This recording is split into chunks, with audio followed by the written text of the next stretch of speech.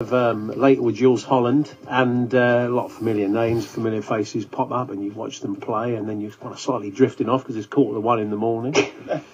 And then a band pop up that make you go, hello.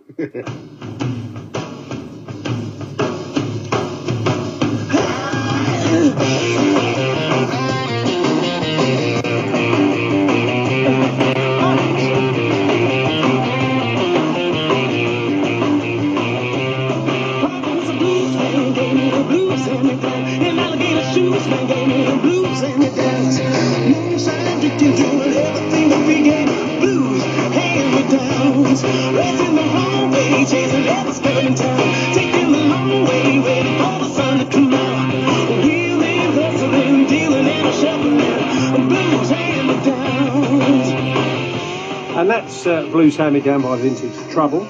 And joining us in the studio from the band, it's Nalle and Ty. Good to see you guys. Hello.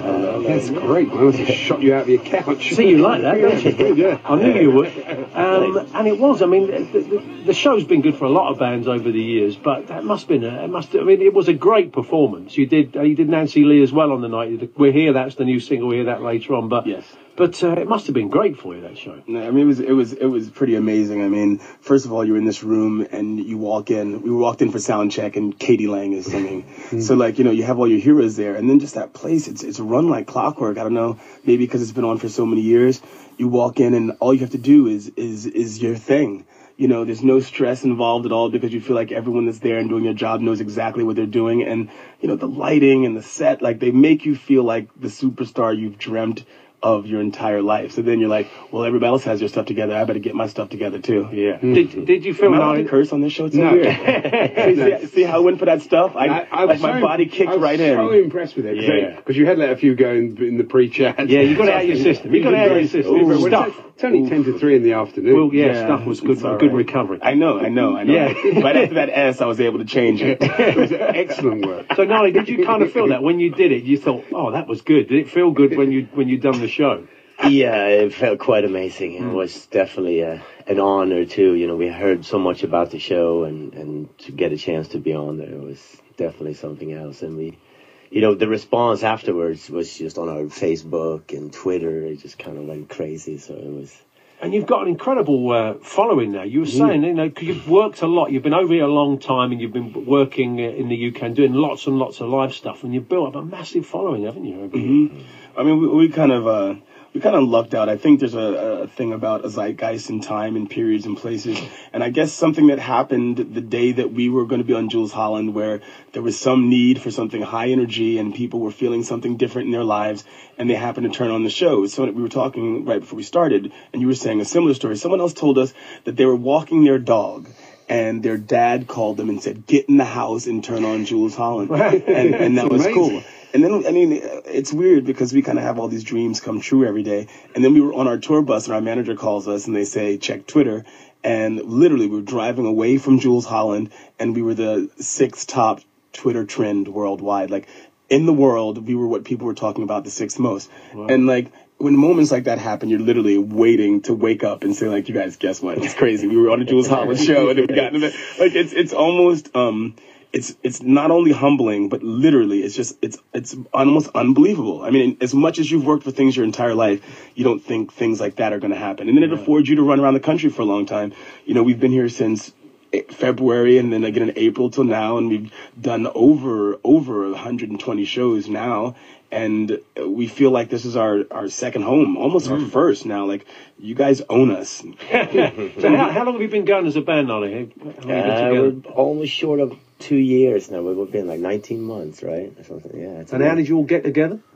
That's it. Yeah. We just and how did you all come together? You all been in different bands. How did it all sort of happen? Well, I've known Ty for a long time. We were in a band before, and we felt like it was time to just start the band that you always kind of wanted to do, that you never really got to just play your childhood music that you were listening to when you grew up, and that just comes to you without really thinking so much about it, you know, and that's what I like now. All 4 of us, like, it's just, we have a slightly different kind of music taste, but for some reason, when it comes together, it's beautiful. Where are you from originally? Is it Scandinavian? Yeah. Good to hear it. Get out the Joey Tempest. Yeah, that's right. We've got Joey Tempest, mate. So the influences are kind of it's kind of very soulful, very rocky. Sometimes it reminds me of sort of Zeppelin doing blues on those early albums. There's a lot of stuff in there, I think. Yeah, obviously. Well, it's just like you said. I mean, Zeppelin blues band that most people call a rock and roll band. I mean, that's kind of we kind of love periods in music where the lines were not so clear, like where rock and roll and soul and blues kind of met in the place that people couldn't decide what it was supposed to be. Like Ike and Tina Turner, Chuck Berry, like you're saying, Led Zeppelin, Rolling Stones. All those people that really chose to just make music, and whatever the combination of sounds that were coming out were okay. They weren't going to fit into any kind of format.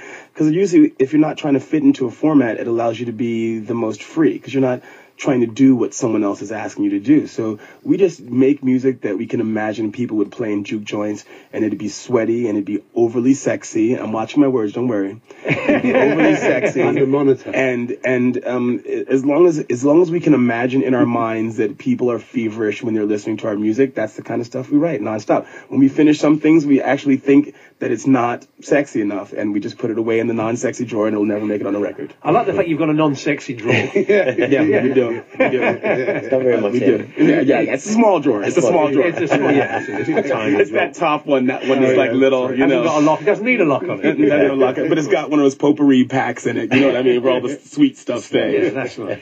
Now you're from LA, but you've been living here, haven't you, for about 8 months? Yeah. And, do you share a place, or do you have separate flats or apartments? Well, there's a tour bus, and most of the time, and then we're staying at a hotel. Yeah, it's totally wrong. So you've got to get on, haven't you? Because I mean, you're together so much. I mean, and presumably you look like you do. We get along really well. But like we were saying, we literally, when we first came, we packed for 3 weeks, and we've been here this long, and so it's all being done out of order. Yes, we're in a hotel, but it makes no sense, because why would you stay in a hotel this whole time paying all this money every day? We should be in a flat, but we had no plan. So little by little, we're getting it together. So, what's the kind of following like in the States? Had you had time to establish yourselves over there? Because obviously it's all over world touring in the UK repeatedly for 8 months, but you're not even going to scratch the surface in America. It's such a huge country, isn't it? So is it a tough market to crack? Or? No. We just haven't released our record there yet, and most of the time before we came here, we just spent in LA playing a lot around there. Yeah, but when we were in LA, we were playing 4 times a week. We had 4 residencies, and we were playing to over about 1,500 people a week. And we just decided that, again, we settled into it. We settled into being in a place, letting people know you're there. If people don't have to guess where you are, then they will come back to you. And we became Monday night for some people, and Sunday night for others, and Wednesday. And so LA definitely loved us. Thank God, because it's where we're from. That'd be sad if you couldn't play music at home. That's kind of sad. Absolutely. And we're looking forward to releasing our record there next year. And it's nice now because we almost figured out some kind of formula here. And if we can just take our same map, hopefully it'll work there. And if not, then we'll try someplace else. We're definitely not going to try and shove our music down anyone's face. We just want to have people listen to it that are drawn to it. And the people that don't like it, they just won't like it. Well, there's plenty of European sweep you're about to go to. Yeah, you've got plenty of places. There's people can see at the Electric Ballroom tonight in London, and then you're off doing some stuff around Europe, and then you're back in Waterfront, Norfolk, Gateshead, Oxford, Bristol, Bath, Cardiff, and Liverpool. And I take it all the details on the website, Vintage Trouble website, and people can get all the dates there. And the album's been available online. Is it available to buy in the shops in the UK? It's everywhere, and you can also get it on vinyl. Because I know, we're definitely part of a vinyl culture in Troubland, which is where we live. And but we just love it. We just love it so much. Anything that's going to remind you of a time when, obviously we love the technologies in our favor, but anything that's going to remind us of a time when music was more ceremonious. That's what we want to be part of. So it's on vinyl, it's on DVD, it's on CD, everything, anywhere. Nancy Lee's the new single. We'll play out with that. Guys, good to see you. Continued success. Thanks very much. Thank you very much for having us. Trouble and Nancy Lee. I see you, Nancy Lee. I hope that you see me.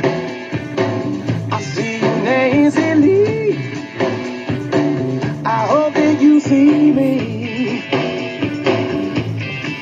I know not the only other man